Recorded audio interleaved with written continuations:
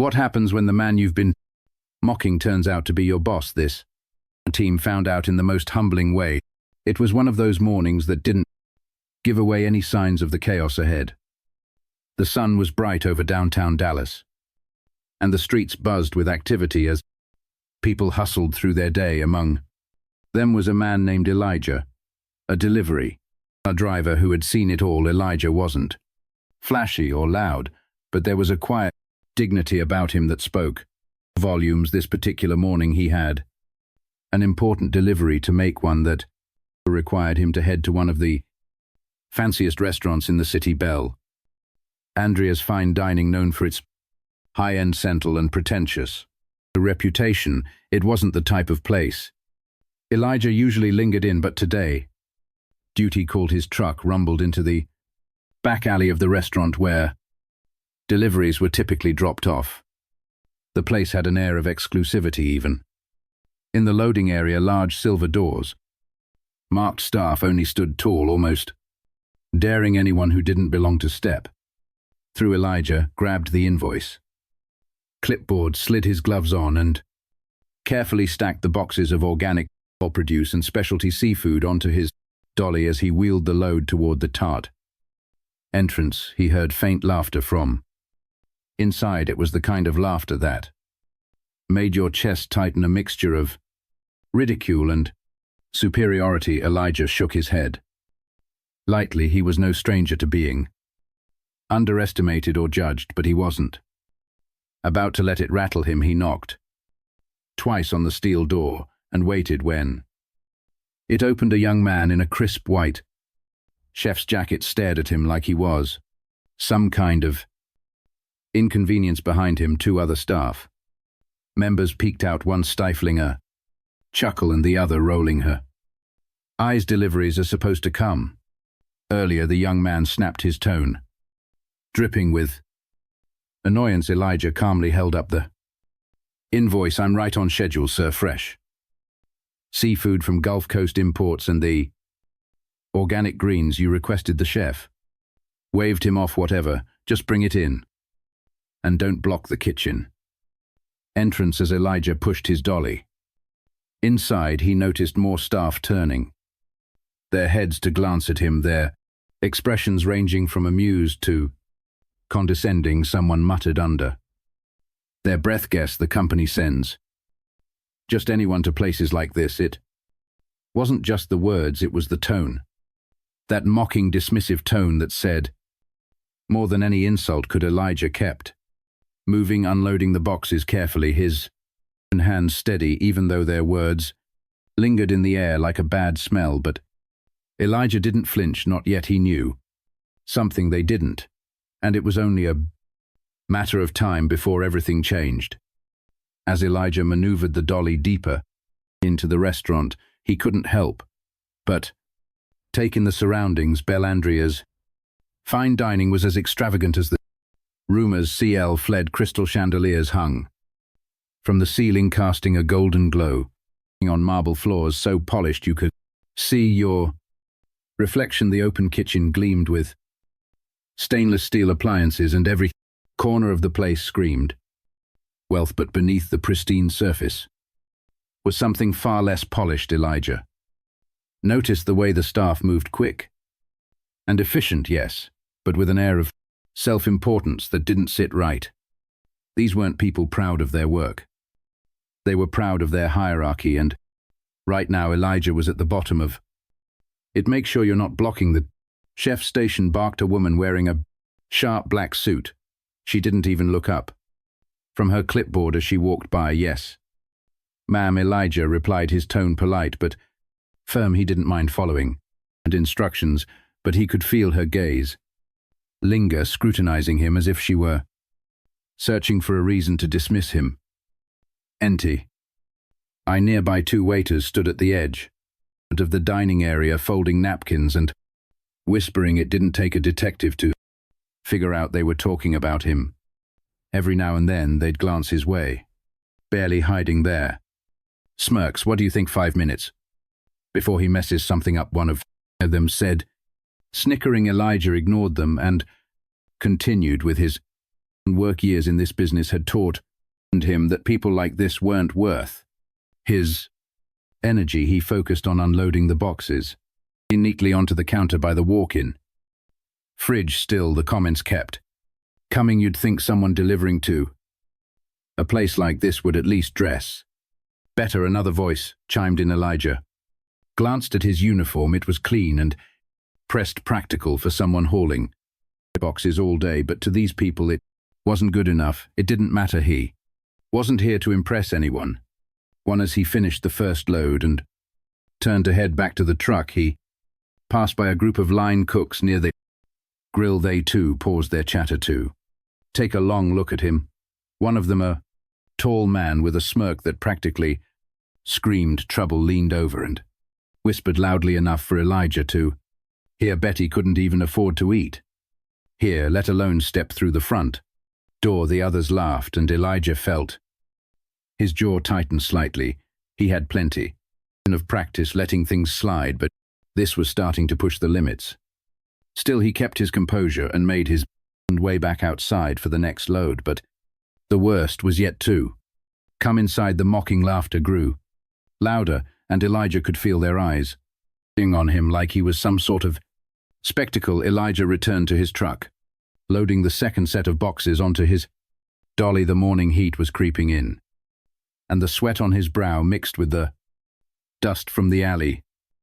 But as he pushed the dolly back toward the kitchen doors, he could still hear the faint laughter echoing from inside. They hadn't even tried to lower their voices when he re-entered the kitchen. The head chef, a sharp-featured man named Damien, stood by the counter inspecting the ingredients Elijah had already delivered. He turned his nose up slightly as he picked up a crate of seafood. Is this the best they could send? Damon muttered just loud enough for Elijah to hear. Elijah paused for a moment. If there's an issue with the quality, I can call the supplier. And Damon cut him off with a dismissive wave. No, just drop it off and leave.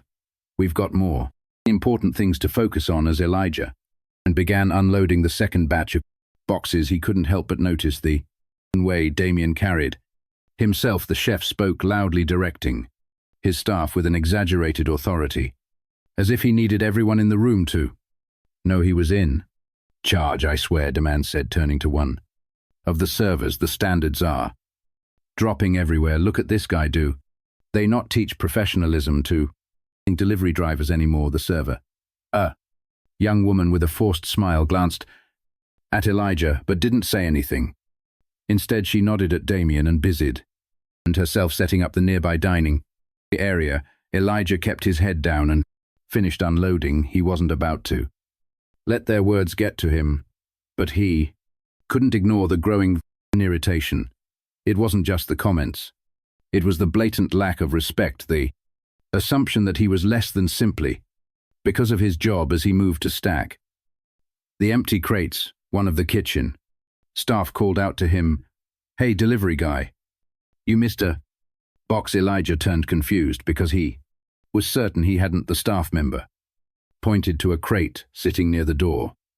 Working as he did, Elijah walked over and bent down to pick it up, only to realize it was empty. Another round of laughter rippled through the kitchen. "Just messing with you, man," the guy said, slapping his knee. "Relax, sir." Little Elijah didn't respond. Instead, he placed the empty crate back down and finished his work without another a word. Inside, his patience was wearing thin, but he reminded himself of why he was here. He had a job to do and a point to make, even if they didn't know it yet. When the delivery was finally complete, Elijah handed the signed invoice to Damien. The chef didn't even look at him as he scrolled his signature across the paper. "You can go now," Damon said curtly, not bothering with a thank you. Elijah paused for a moment, his eyes steady. "Have a good day," he said evenly before turning and heading back to his truck. But just as he reached the door, one of the waiters muttered under his breath, "Yeah, go back to wherever you came from." That was it. Elijah stopped in his tracks, his hand resting on the door handle. For a brief moment, the room fell Silent, all eyes were on him. Elijah turned slowly, his gaze meeting the waiters. There was no anger in his expression, just a calm confidence that immediately silenced the smirks and whispers. "I came here," Elijah said, his voice steady, "to deliver something you clearly need more of." Respect. The room stayed quiet as Elijah walked out, but the real surprise was still waiting, and it was only a matter of time before they realized who he really was. Elijah leaned against the side of his truck, taking a moment to catch his breath. The delivery was done, but the weight of the morning lingered. He'd been in similar situations countless times, but something about today felt different. Maybe it was the way they all seemed so comfortable in their assumptions, so blind to the possibility that he was more than what they saw. He glanced at the restaurant's grand facade, the name Bel Andreas etched in elegant gold letters above the entrance.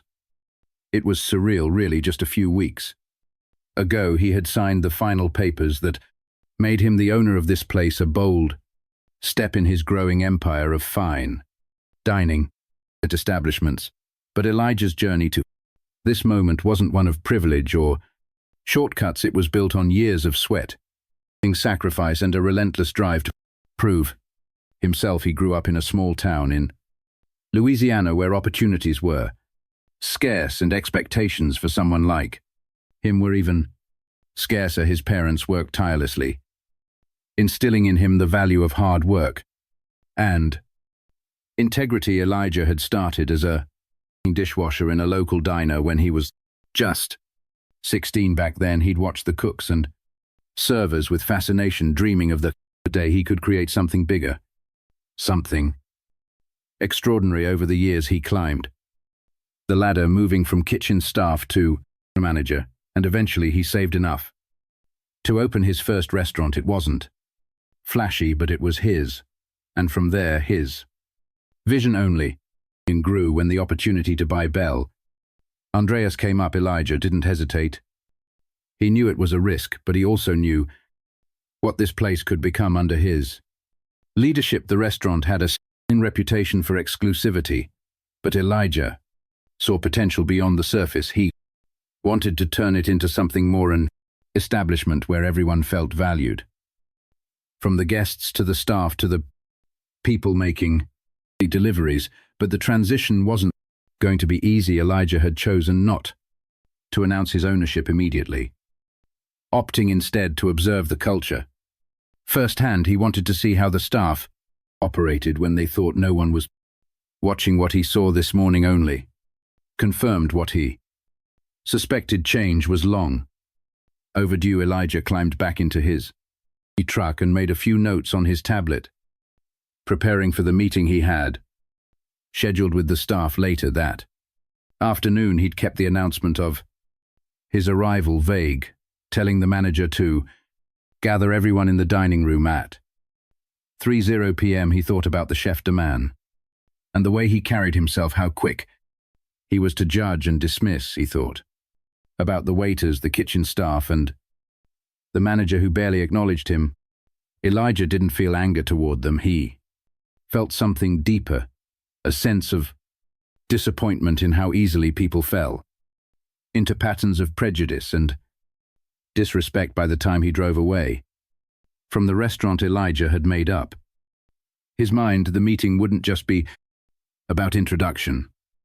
It would be about setting the tone for what Bel Andreas would stand for. Moving forward, respect, humility, and equality weren't just buzzwords to him. They were the foundation of everything he believed in, and in a few short hours they were about to find out exactly who Elijah was and why he was there. The clock struck 3:00 p.m. and the staff began to gather in the main dining room of Bel Andreas.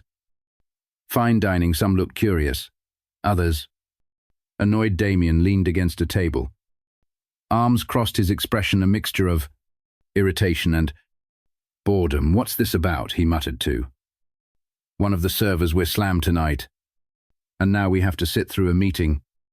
The restaurant manager, a middle-aged man named Greg, stood near the entrance, Looking unusually nervous, he had been told to assemble everyone, but even he didn't know exactly why. All he had been told was that the new owner would be arriving today, and this meeting was mandatory. As the staff settled in, the doors to the dining room opened, and in walked Elijah, still dressed in the same uniform he'd worn that morning. For a moment the room was silent, the staff exchanging confused glances. Damien let out a short laugh, shaking his head. "You've got to be kidding me," he muttered under his breath. Elijah walked to the center of the room, his calm demeanor unchanged. He could feel the tension, the UN-spoken questions hanging in the air, but he didn't rush to explain. Instead, he let the silence linger for a blank few moments, meeting their gazes one by one. Finally, Greg cleared his throat, breaking the awkward quiet. Elijah, what are you doing here?" "This meeting is for staff only." Elijah smiled faintly, his voice steady but firm. "I know, Greg, that's why I'm here." Damon rolled his arm, eyes. "Look, if this is about the delivery earlier, can we just move on? We have actual work to do." Elijah turned his attention to Damien, his gaze steady. "You're right, Chef de Man, this is about the delivery, and it's about a lot more than that." Damon raised an eyebrow, but before he could respond, Elijah continued. "Let me introduce myself properly. My name is Elijah Reynolds, and as of 3 weeks ago, I'm the new owner of Bellandria's. Fine." Dining the room fell silent again, but this time the air was thick with shock. Damon's smirk vanished, replaced by wide-eyed disbelief. The servers exchanged stunned looks, and Greg's face turned pale. "You," Damon finally managed to say, his voice almost a whisper. "You're the owner?" "That's right," Elijah said, his tone even. "And before you say anything else, I want you to understand something. This isn't about me flaunting my title or putting anyone in their place. This is about respect." He paused, letting his words sink in. "I spent the morning observing how this team operates. I saw the way you treated me because you assumed I was just a delivery driver, and I want you to think about what that says, not about me, but about you." The man opened his mouth to respond, but quickly shut it. Again, the servers looked down at the standing floor, suddenly finding their shoes. "Fascinating," Elijah continued, his voice carrying a quiet strength. "You judged me before you even knew who I was. You made assumptions based on how I looked, what I was wearing, and the job I was doing, and that behavior. It doesn't just hurt me, it hurts this restaurant. It hurts the culture we're trying to build here." The room stayed silent as Elijah's words hung in the air. He looked around, meeting their eyes. Again, every person who walks through these doors deserves respect, whether they're a guest, a staff member, or someone delivering the ingredients that keep this place running. That's the standard I expect from every single one of you. For the first time that day, Elijah saw something new in their expression. Shame, and as uncomfortable as it was for them, it was exactly what they needed to feel. The silence in the room was almost palpable, every staff member grappling with the weight of Elijah's words. Damon shifted uncomfortably, his arms no longer crossed in defiance but hanging awkwardly by his sides. The servers avoided eye contact, their earlier smirks now long gone. Elijah took a step forward, his tone softening but losing none of its authority. "I know change doesn't happen overnight, but if this restaurant is going to succeed, it starts with how we treat each other. It starts with accountability and respect for everyone." He paused, scanning the room to make sure his message landed. "I didn't start at the top," he said. "I've been where you are, working long hours, doing the jobs no one notices. I've scrubbed floors, washed dishes, carried boxes, just like I did this morning, and let me tell you, those roles are just as important as any chef or manager in this Room without them, this place doesn't run. The staff remained silent, the gravity of his journey hitting them harder than any reprimand. Could Elijah let the moment settle before continuing? So here's what's going to happen starting today. We're building a new culture here, one where every role is respected, where assumptions and judgments have no place. And if anyone thinks they can't be part of that, this isn't the right team for you, his words were met with quiet nods, some staff members murmuring apologies under their breath. Damon finally spoke up, his voice hesitant. I didn't mean to be disrespectful. Just Elijah held up a hand to stop him. Actions speak louder than words, chef. If you're willing to do better, then prove it. Show me and the rest of the team that you're here to grow, that goes for everyone. He stepped back, his calm demeanor returning. We all have biases, we all make mistakes, but what matters is how we move forward, and I believe this team can be better. With that, Elijah turned to leave the room, but not before offering one final statement. Remember, respect costs nothing, but its absence can cost you everything. The staff sat in silence long after Elijah walked out, the weight of his message pressing down on them, and for the first time in years, Bellandria's fine dining felt like it might finally live up to its name. This story isn't just about a restaurant, it's about all of us. How often do we make assumptions about someone without knowing their story? How often do we let pride or prejudice cloud our judgment? Let's do better, whether it's in our workplaces, our communities, or even in our daily interactions. Respect and kindness don't just change lives, they build bridges.